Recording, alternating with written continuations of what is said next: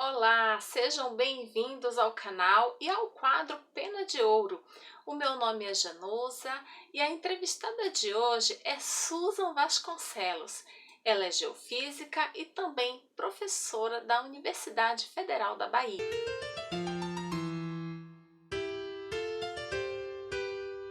Então, Susan, eu quero agradecer por você ter aceitado o convite. Seja bem-vinda ao canal e ao quadro Pena de Ouro. E como eu mencionei sobre a sua profissão, eu quero que você explique, esclareça para a gente qual é o nome, que eu sei que é dentro da área da geofísica, e fale um pouquinho também a sua trajetória acadêmica. Então, olá a todos. Muito obrigada, Jean, pelo convite. Me sinto honrada, me sinto feliz de estar participando aqui.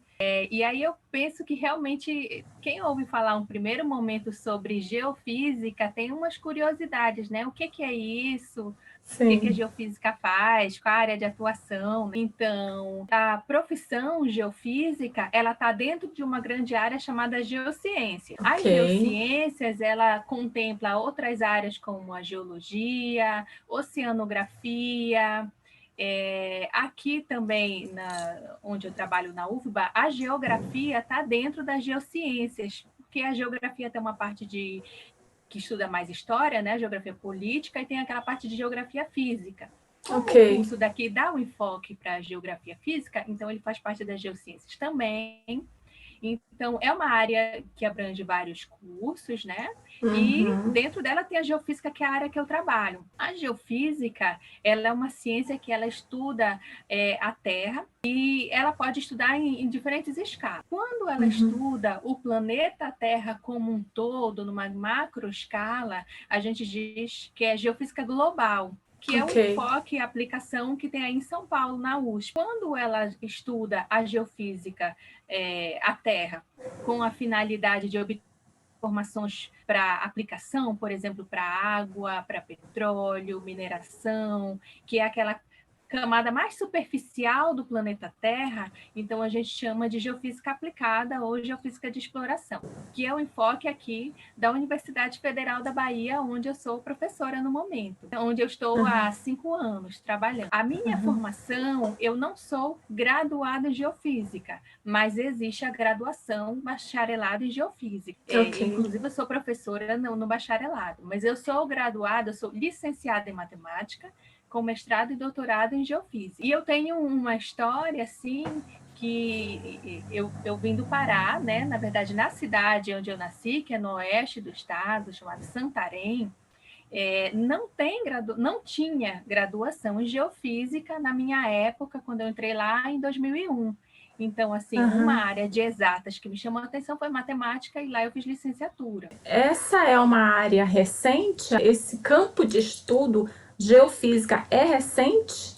Ele já existe há alguns anos, e lá pela década de 70, mais ou menos, ela foi se desenvolvendo mais no Brasil, e o foco dela, a priori, no Brasil, quando ela surgiu, era petróleo. Então, realmente, Ok. ela surgiu assim muito ligada à Petrobras, que tinha o interesse de formar geofísicos para trabalhar com petróleo, e ela trazia profissionais, inclusive fora do Brasil, para dar aula, formava Ok. turmas para treinar um pessoal. Mas, assim, o curso surgiu primeiro como pós-graduação e Oh, depois que surgiu graduação. Então, os primeiros geofísicos formados, geralmente eles têm a graduação em geologia ou em alguma engenharia. ok. E igual o seu caso também, que é matemática. Hoje em dia a gente já tem aquele geofísico que é todo geofísico, né? Graduado, mestre, doutor em geofísico. Então a geofísica, ela vem instrumentalizar, ela vem trazer informações para tomadas de decisões, né, importantes, de modo seguro, porque quando se faz levantamento geofísico não há uma destruição do terreno, né? Então, Sim. observe que se você quisesse conhecer o solo, a subsuperfície, você tivesse que cavar um buraco muito grande para ir olhar as camadas, as estruturas. Não, Sim. não seria possível, porque é um custo muito alto e porque depois de determinado profundidade começa a haver instabilidade ali daquela parede, ela pode desmoronar, né? Muitas Sim. coisas associadas. E Aham. já a geofísica não. A geofísica, o nome de geo e física, ela é uma área que ela une muitos conhecimentos de matemática, de computação, de física, de geologia também, que dá base para a interpretação. E aí ela vai usar esses conhecimentos para, de modo prático e de modo não invasivo, investigar sobre superfície. Então, faz medida na superfície do terreno, gera umas imagens, ele faz todo o processamento, né? E interpreta aquelas imagens. Como quem interpreta uma tomografia, né? Uma imagem, essas imagens médicas, consulta, né? Que é um conjunto de cores ali. Então, a gente vai fazer uma coisa assim, razoavelmente nesse sentido, mas para interpretar a estrutura da Terra. E aí sim, identificar os nossos alvos, os alvos exploratórios, ou para conhecer, para explorar, para conhecer, para proteger também. Então, tem esse papel importantíssimo ambiental também. Nossa, é muito interessante. Eu poderia ficar ouvindo por horas, porque, assim, falando de mim, até você ingressar nesse mundo, eu te conhecia totalmente. Geofísica, né? Sim, foi por meio de você que eu conheci. A existência, inclusive, desse campo de pesquisa eu acho magnífico, eu acho muito legal e é interessante difundir a existência desse campo da ciência para os jovens saberem que existe muito mais do que as profissões tidas tradicionais, que de certa forma ela não é nova. Conforme você mencionou, ela pode ser nova como um curso de graduação em alguns estados, mas como ciência, ela é, de certa forma, até antiga. Susan, você é uma mulher que atua na geofísica e que produz entrevistas para a newsletter da ABM-GO, que é a Associação de Mulheres nas Geociências. Como você vê o papel da comunicação escrita na difusão das geociências? Aí, primeiro eu vou começar falando da ABMGEL, né, Associação Brasileira de Mulheres nas Geociências. Então, ela é uma associação que reúne muitas mulheres numa causa comum, que é falar, que é divulgar, que é defender, né, as geociências, que é defender a função, o papel, a importância da mulher naquele meio, e também convidar, né, convidar as adolescentes, as moças que estão no momento de fazer o Enem, que estão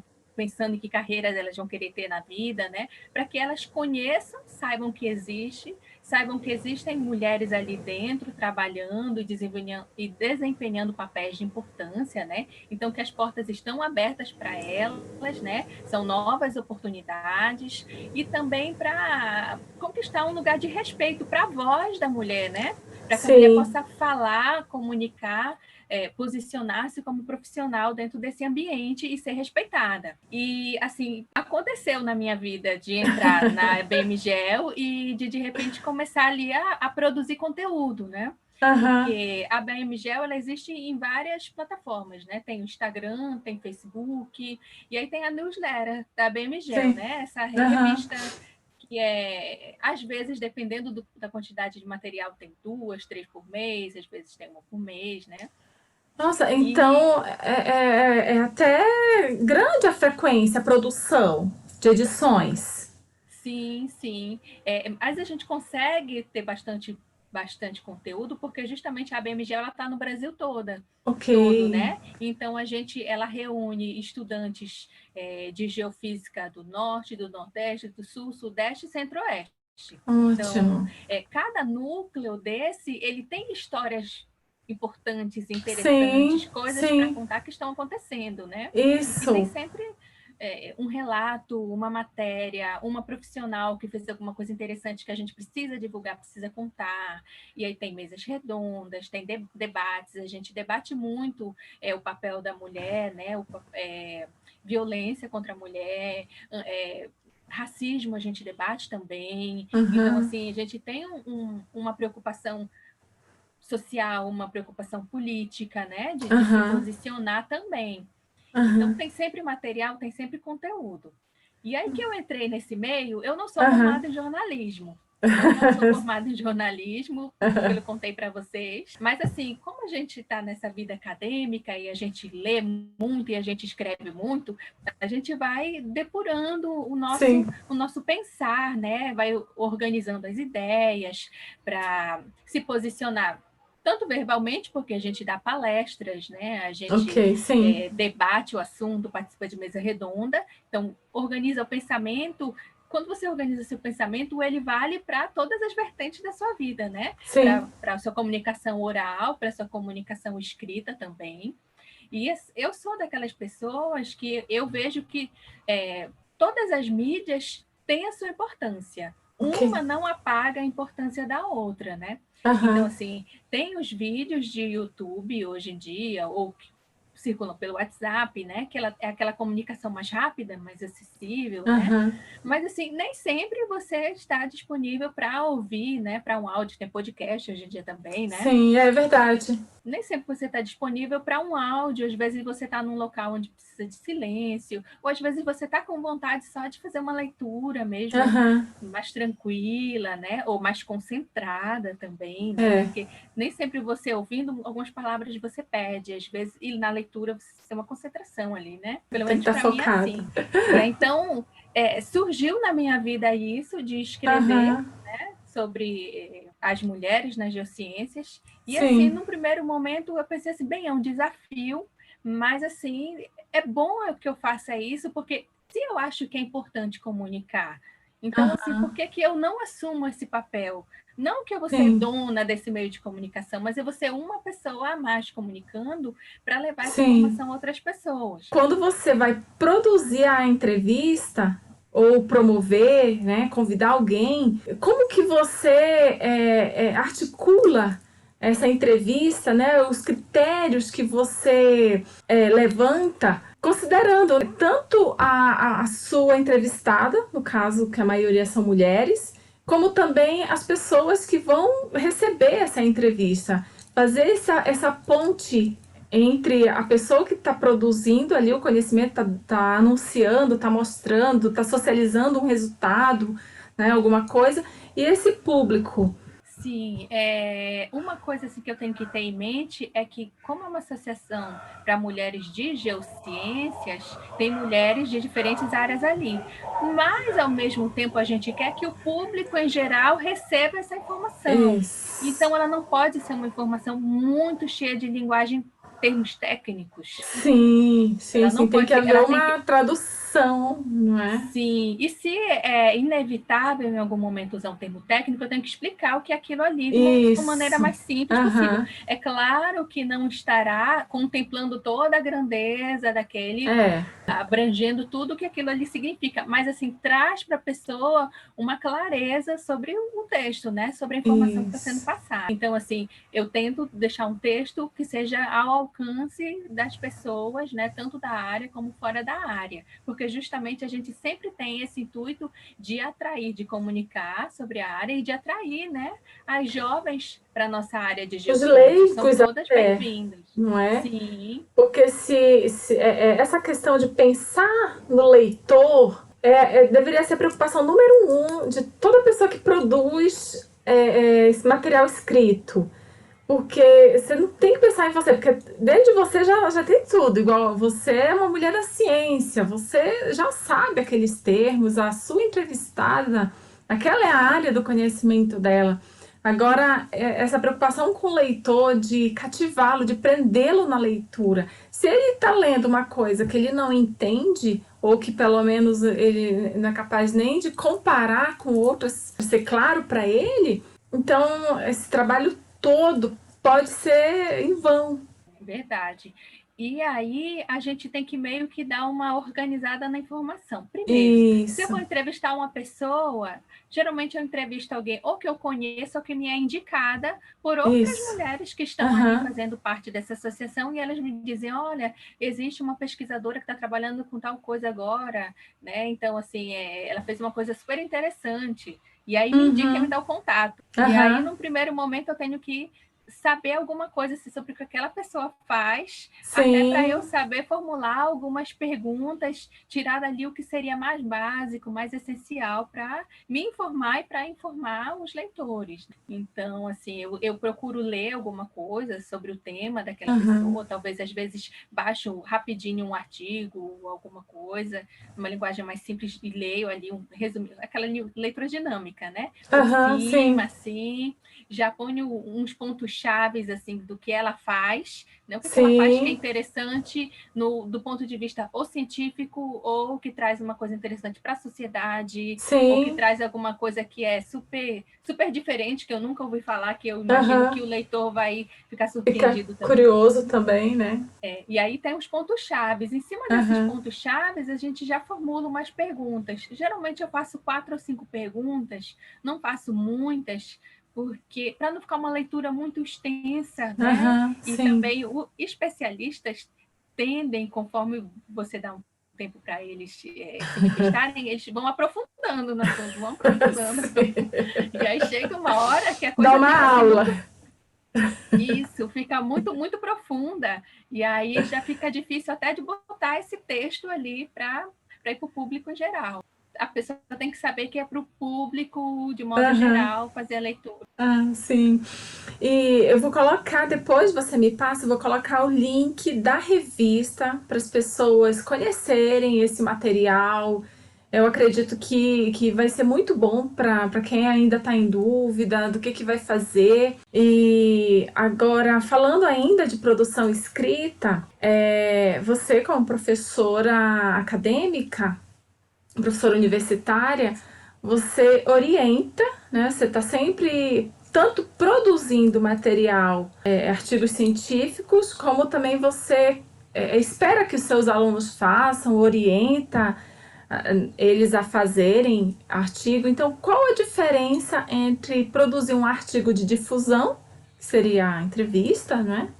E um artigo científico? Então, a linguagem já muda bastante nessa questão técnica, né? Um artigo Aham. de difusão, o texto dele é mais enxuto, a linguagem é mais simplificada. Quando você coloca algum termo assim que é muito diferente para a população de modo geral, você tem que explicar aquilo ali, né? Aham. Então, assim, eu diria que são pontos chaves, né? Ser uma linguagem acessível, né? E ser mais enxuto.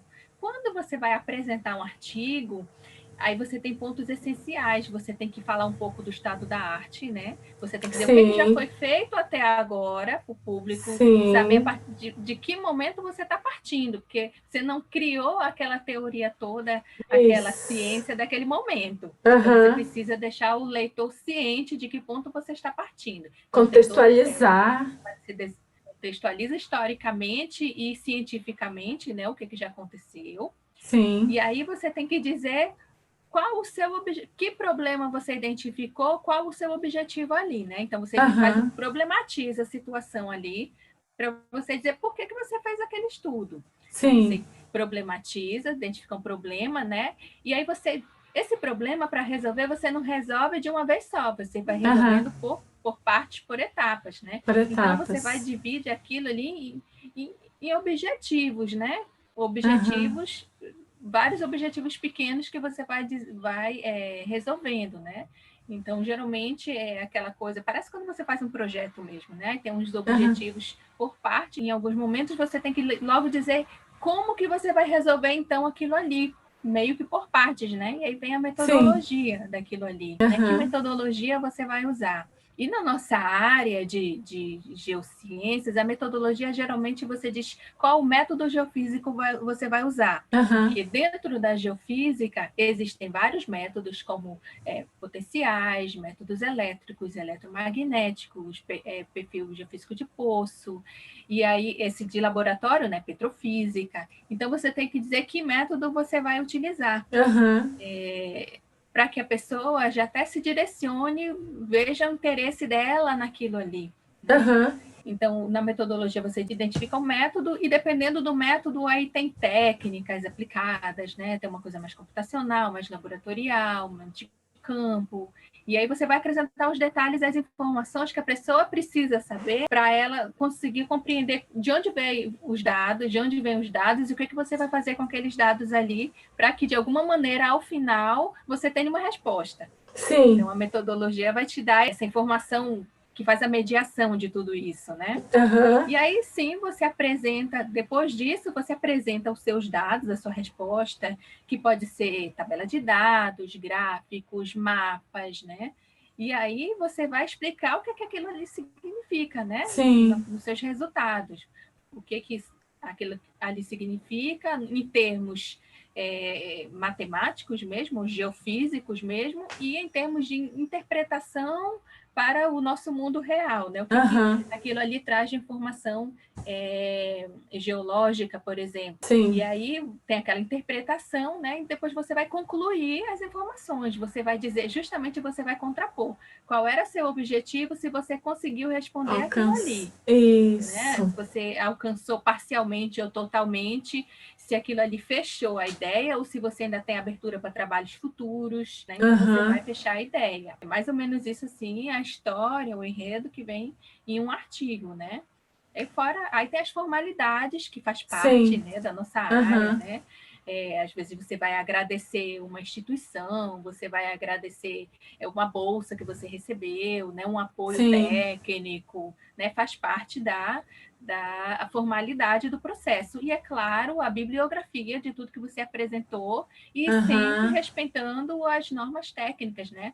Ou as normas da ABNT, se você está escrevendo um artigo aqui que vai ser publicado no Brasil. Se é para uma revista no exterior, uma revista a língua, né? Aí tem todo o padrão daquela revista que deve ser respeitado, né? Isso. Então, assim, são coisas que você tem que... Não adianta, você pode ter feito uma pesquisa maravilhosa, ter tido resultado surpreendente, mas, assim, se você não conseguir relatar de maneira escrita e dentro do padrão que é esperado aquilo ali, não adianta, você não consegue divulgar o seu trabalho. Tem que respeitar os critérios daquele gênero. A escrita científica é um gênero da literatura, no caso a literatura acadêmica, e ela é rigorosa por uma razão, porque é preciso que seja sistematizado, para que todo mundo, em qualquer lugar, vá ler e vá entender, porque segue os mesmos critérios. Sim, e mesmo dentro aqui da vida acadêmica nossa,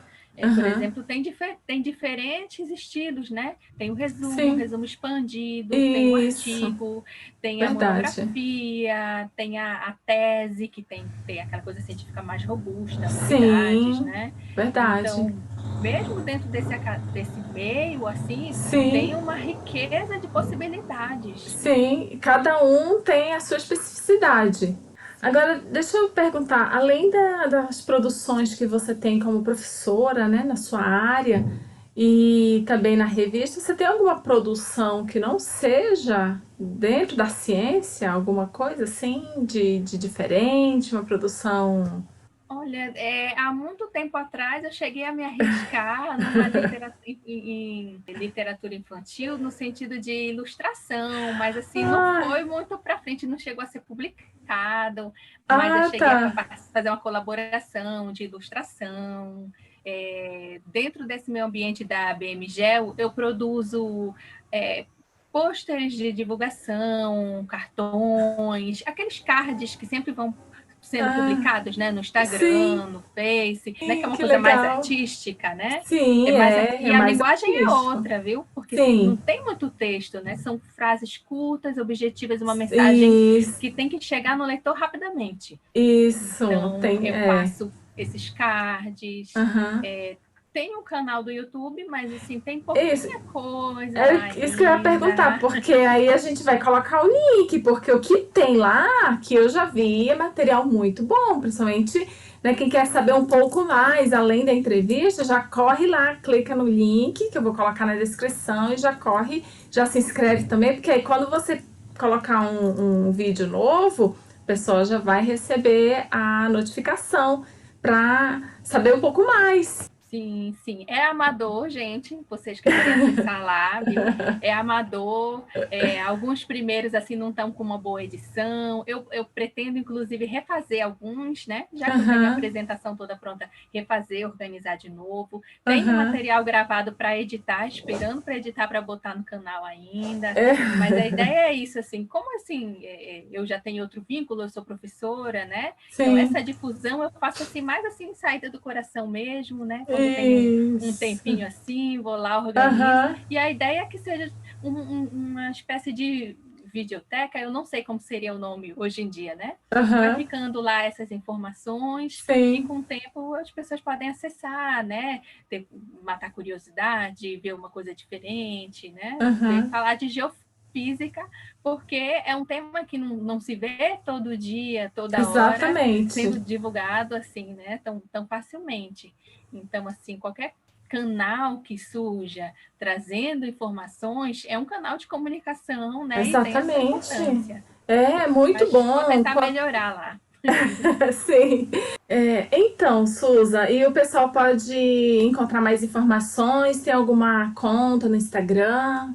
Então, a gente tem a conta do Instagram, Café Geofísica, e o canal no YouTube, Café Geofísica também.